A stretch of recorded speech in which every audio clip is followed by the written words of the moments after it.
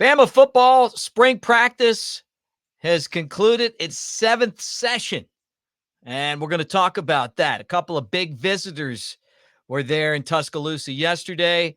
One's an Auburn commit, another one's an Auburn lean, but they're the boys trying to get them to switch sides again and flip to the Crimson Tide. Alabama doing a great job in the recruiting category, and a big showdown against number 1 North Carolina in hoops on Thursday night. And if Alabama wins, they'll match their best season ever and get to the Elite Eight. But they've got a monumental task ahead of them against the Tar Heels. We're going to talk about that and more right here on the Bama Tailgate YouTube channel. Make sure that you guys like and subscribe. Give us a thumbs up. Hit the bell so you know when we got new stuff. Here's your invitation to the party. Roll Tide, everybody.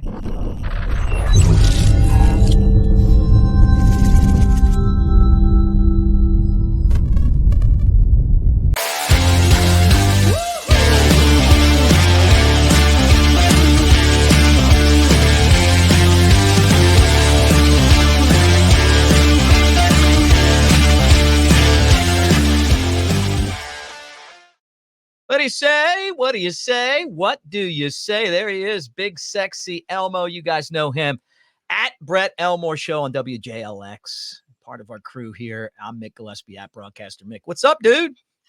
How are you, Mick? Roll Tide. So you say 7th practice in the books and 7 to go, huh? Yeah, 7 and 7, right? And you're talking about getting ready for the 8A game. Also, these practices are all about evaluating with the transfer portal opening up again. You wonder if you're going to lose some guys when that happens. And then obviously you're going to gain some guys when that happens as well. But it does change the world of the spring game, right? It really does. It's going to be an interesting 8A. Of course, we want to pack the stands. It will be on TV. That will affect the crowd some, but want to get as many people there at Bryant-Denny as we possibly can. I don't know, Mick. I've been thinking about the transfer portal and everything, and I just feel like we're living March Madness, but I think that we may have madness right after that portal opens, and I think some crazy things are going to happen. Let's go ahead and mark that down. Write that down on this March the 27th. Brett said madness would ensue, like vodka madness. Yeah, and I just have that feeling, but we'll see. We'll see. They're doing a great job on the recruiting front. Of course, we got that on the topic today, and they just keep grinding, baby. That's what we want. Yeah, let's talk about some of these guys, because what we talked about yesterday, 2 guys that were committed elsewhere, one guy to Georgia and one guy to USC, and they're coming to Alabama with this new coaching staff. They don't care where you're committed. They want you to come in and see if you'll fit with this program. And we'll start here with a 4-star edge that is an Auburn commit, but Alabama's not giving up on him. Not giving up on him. And we've actually talked about this guy before, from Highland Home, Alabama, home of the Flying Squadron. That's right. Highland Home.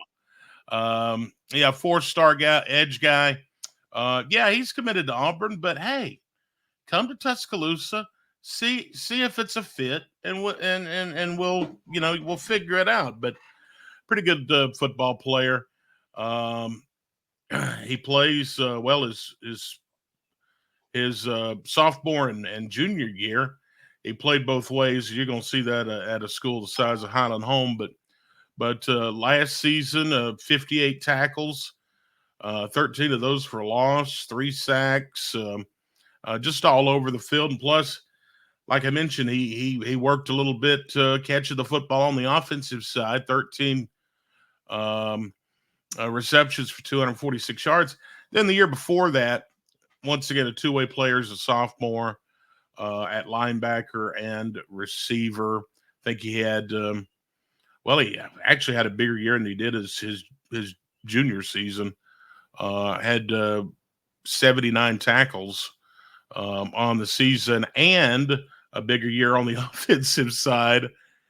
16 catches, 356 yards, and 4 touchdowns. But this guy's going to be a defensive player. The main thing, Mick, is his brother, Keldrick Faulk. Excuse me. He signed with Auburn there in 2023, so that'll probably have a major factor to do with it. But we'll see. Yeah, Jakaleb Faulk, Auburn, Clemson, Florida, Alabama, 4-star, and you mentioned it. Yeah, his brother, a Tiger, but doesn't mean anything. I mean, you could change and say, hey, you know what? I'm going to go to Alabama. Taking your visits, I think it's a big deal. Another guy who could end up at Auburn, but Alabama's not giving up, is Daylyn Upshaw, 3-star wide receiver from Phoenix City, Alabama, right there on the line of Georgia. Yeah, right down there in Auburn country, right in their back door. 5'11", 175. He's gotten several offers from, some smaller schools. He's a 3-star. Vanderbilt's offered him, UAB, Arkansas, Tennessee, West Virginia's offered him. But last year, 59 catches for over 1,100 yards and 15 touchdowns. So he's a wide receiver there at Central Phoenix City, and that's a great program. Yeah. If you're familiar with high school football in the state of Alabama, great program. And he made a visit there to T-Town yesterday. We'll keep an eye on all the recruiting action going on because it's going to be another just huge weekend of recruiting. It just isn't slowing down for this staff. They've hit the ground running. Don't be surprised if they don't end up with a commitment or two in the next few days. Just leave it at that. It's one of those things where it's fluid right now. They've got a ton of momentum, and there's players that are saying, hey, you know what? We want to make sure we get in here before someone else takes my spot.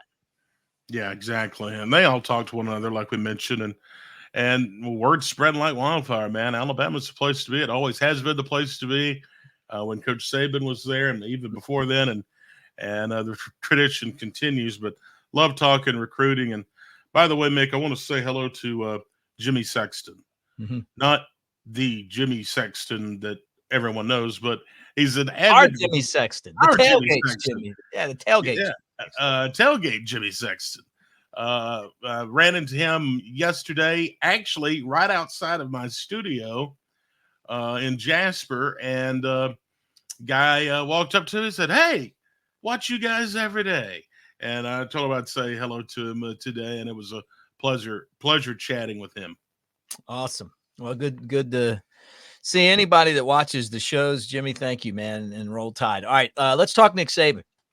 Chris Lowe wrote another story about Nick Saban, and this one was about, I guess when he retired, someone asked him if he wanted to go eat at Rammer Jammers, and he didn't know that it was even there.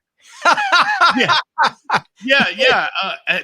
One of his guys is like, hey, coach, you could walk across the street here from the office, go to Rammer Jammer and get you a cheeseburger. And he was like, yeah, what is that place? Has it been here long? And everybody's like, been here long.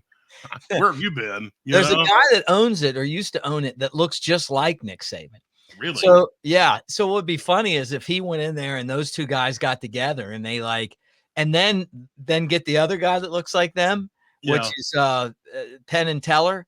Have like a showdown with all three guys just kind of looking at each other. Yeah. But he's just a great, just once again, another great article from Chris Lowe on the adjustment of Nick Saban and retirement life. He's gotten to where he likes to go get the mail from the mailbox, and all this stuff was like really strange to both you and I, and probably all the viewers too. But for the first time ever, he went to the pharmacy and picked up his own prescription. Delivery guys are stunned whenever they deliver a package and the door opens up and it's Nick Saban, because he used to never be there. Yeah. I mean, it's just wild. He's learning technology, how to, work with a smartphone, and it's just, it was a great read, and you need to get online and search it up if you haven't read it. Yeah. Well, I'd love to see him get out and again, check out the Rammer Jammers. Actually, Yeah. Rammer Jammers is a great breakfast spot. So there's retired Nick Saban. Yeah. No, I'm just kidding. That's Penn and Teller right there. That's Penn and Teller. Yeah.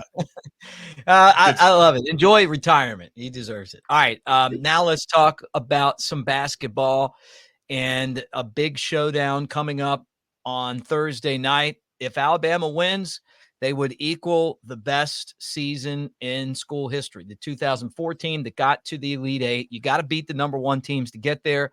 They did that season. It's going to take winning over North Carolina to get there. And the other games that they had, they should have beat. They were favorite against San Diego State. Obviously, they didn't win that. They were favored against UCLA. They didn't take care of business there, so they got another chance at it. Yeah, can you believe it's been 20 years since that team went and made the Elite Eight appearance? They were 17-12 going into that, and once again in the West region, oddly enough.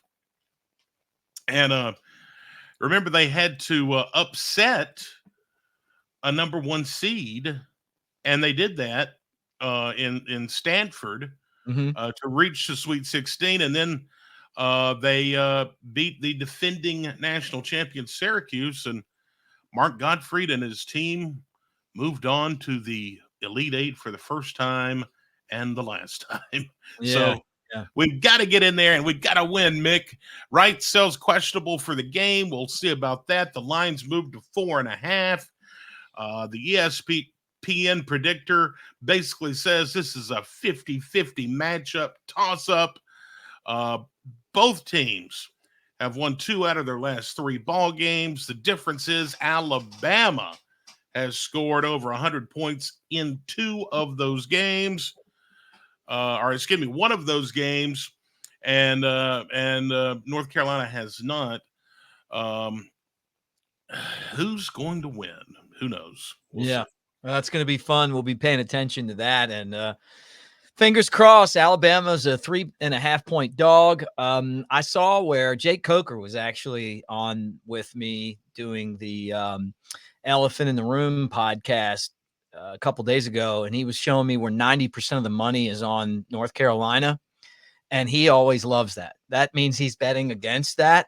So look for Alabama to win this thing out, not only to cover, but to win outright. I'm telling you right now, 120-118 final.